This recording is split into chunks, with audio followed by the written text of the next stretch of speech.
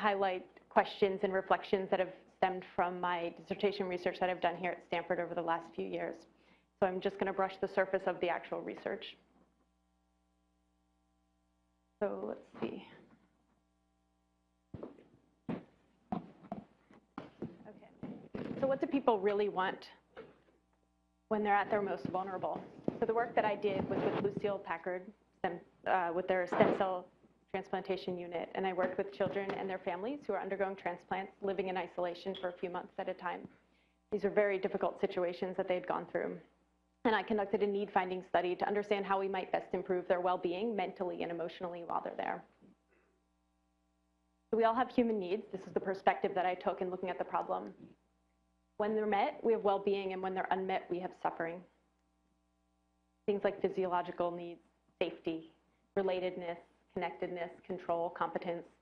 Maslow's hierarchy of needs might come to your mind. And so I wanted to understand deeply what patients and families really needed to improve their well-being. And so I framed it as having to really look deep and find their core needs.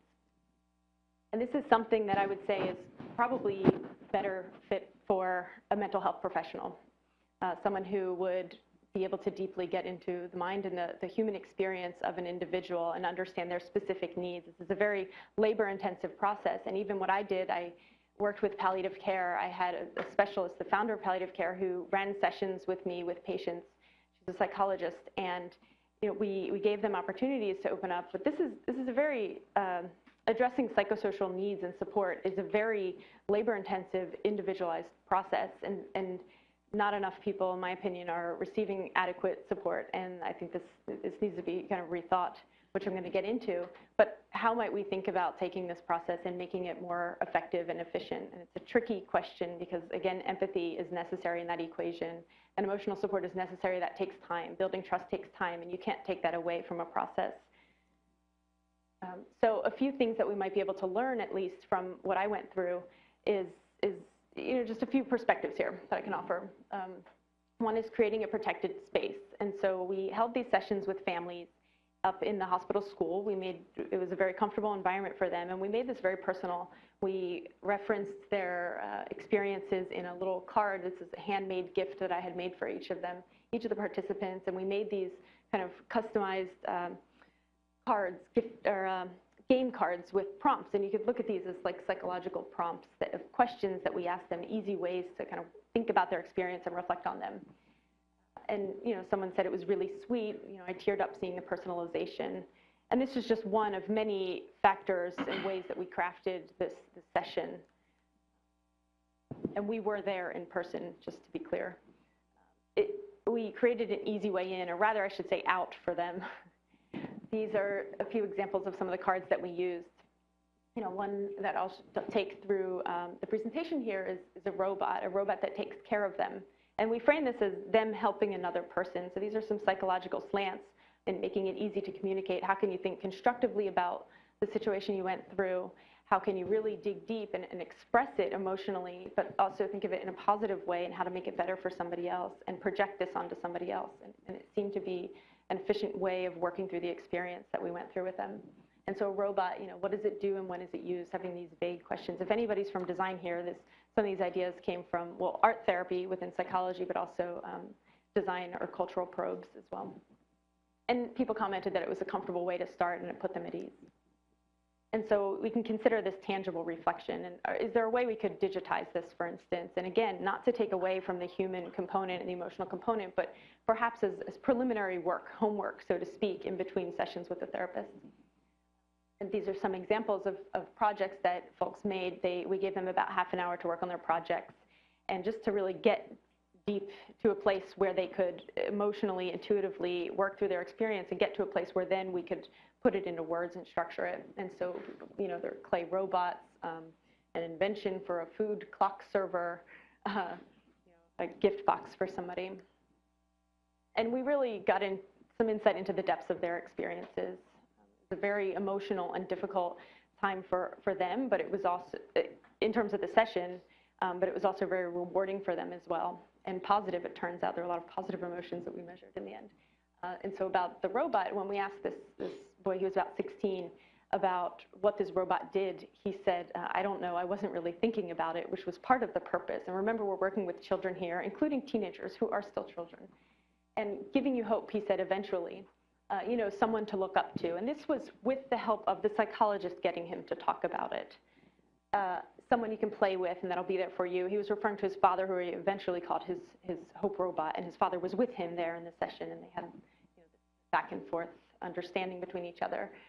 A mother recounting the chemotherapy treatment that her daughter had, who was screaming that she was dying and thought her eyes were kind of bleeding out. She thought, and that wasn't actually happening. And the mother screaming, over my dead body, you're not dying, when the daughter's screaming that I am. And then later, that same girl remembering when she stepped outside of the hospital after months of being in isolation, seeing the trees, feeling the breeze, and feeling like she was actually alive, and saying this is a very deep moment for her. And so that level of information is extraordinarily important, and it is rich, and it's very helpful for designers especially to get to that level and get into the context of a situation. But in designing psychological interventions, it's also important to have, in my opinion, to have a scientific slant as well, in terms of what are we designing for, what outcomes, and how can we understand what is and is not working within the design, and how can we tweak that. And so looking at this from a data perspective and taking the interviews and analyzing this, we did a thematic analysis, which is common within psychology work, even within design as well, to some extent. And this took, you know, human interpretation. There were 4 of us who analyzed these and tagged them with themes. And then we could get a picture of, to start thinking about moving from just an individual one-on-one interaction with someone to a personalized kind of psychosocial care to broader psychosocial care for groups, which is a bit tricky, and so it's something to work through, but this could help move in that direction. And so just to jump way, way, way ahead to what our common core needs were that we identified, and to be clear, we also did another study that fed into these core needs with the psychosocial team that included the janitor, that included the nurses, the psychologists, the physicians, the faculty physicians, hospitalists, and this was around 35 folks on the multidisciplinary care team who also gave input when we interviewed them. And so this is taking all of this, synthesizing this into emotional and mental strength, social relatedness, autonomy, connectedness, and normalcy. Now this is very abstract, but it's meant to be. So somebody once commented, it was actually a child psychiatrist, who said, you know, it's interesting, we think about, you know, we have the DSM for mental health, and we think about specific diagnoses. But what about for psychosocial support? You know, can we have a similar ontology of specific needs that can be addressed? And these are shared amongst, you know, people in different situations. These are common basic human needs that we all have, and that are strained in different situations. Another way to think about taking a scientific approach would be to definitely make sure to measure outcomes, and finding the right outcomes. And this often, I would think, would mean coming up with what is appropriate for a specific study, and so coming up with some. So what we did was the sessions that we held weren't meant to be an intervention in and of itself, but we thought it would have therapeutic qualities, and so we wanted to measure that potential. And so we looked at psychological needs, and we just picked out 6 of them.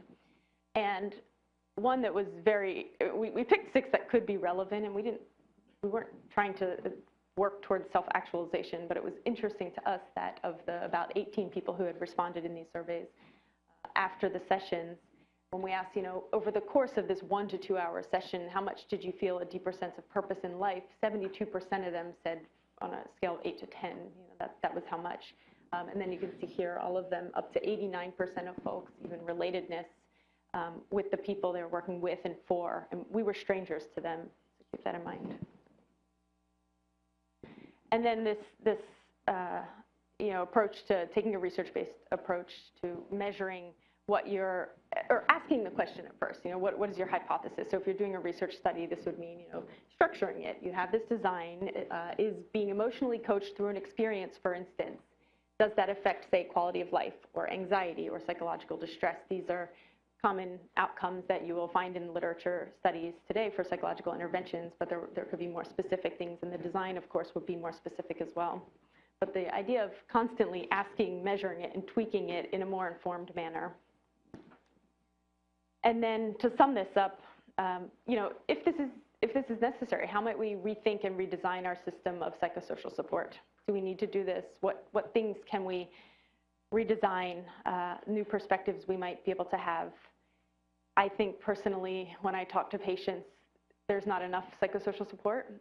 There are not enough resources being put towards it. You might have a beautiful building that you're being cared for. And I'm an architect. I was trained as an architect. I get it. I love buildings. I love spaces. Environment is extraordinarily important to me, and I'm affected by it, very sensitive to it. But you might have people suffering within those beautiful buildings because they're not getting the appropriate amount of personalized, individual, person-to-person psychosocial support that they need. And it might be there, but there might not be enough resources for it, or it might not be appropriate for that person when you try to provide a solution that is that individual for the masses of your hospital population. And so these are questions that I posed. I thought we were going to have time during the sessions to discuss, but we might have to hold off. So.